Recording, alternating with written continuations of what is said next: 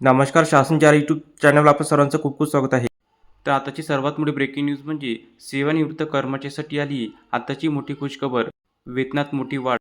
त्या संदर्भात या माध्यमातून संपूर्ण अपडेट सविस्तरपणे पाहण्याला सुरू करूया. पेन्शनधारकांना नवीन वेतन आयोगामध्ये मोठा दिलासा मिळणार आहे, कारण एकूण पेन्शनमध्ये मोठी वृद्धी होणार आहे. प्राप्त माहितीनुसार केंद्र सरकारमार्फत किमान पेन्शनमध्ये वाढ केली जाणार आहे. ही वाढ 16,740 रुपये इतकी होणार आहे. सदरची वाढ ही फिटमेट फॅक्टरवर आधारित असणार आहे. पेन्शनमध्ये किती वाढ होणार? केंद्र सरकार पेन्शनधारकाच्या किमान पेन्शनमध्ये मोठी वाढ करण्याचा विचार करत आहे. सध्या पेन्शनधारकांना किमान 9,000 इतकी पेन्शन मिळते. यामध्ये 16,740 रुपये इतकी वाढ केली जाणार आहे. यामुळे किमान पेन्शन वाढून 25,740 इतकी होण्याची शक्यता आहे. सदर वाढ ही फिटमेट फॅक्टरवर आधारित असणार आहे. यामुळे पेन्शनधारकांना नवीन वेतन आयोगामध्ये मोठा आर्थिक दिलासा मिळणार आहे. नवीन निवृत्ती वेतन योजनेमध्ये देखील बदलांचा प्रस्ताव.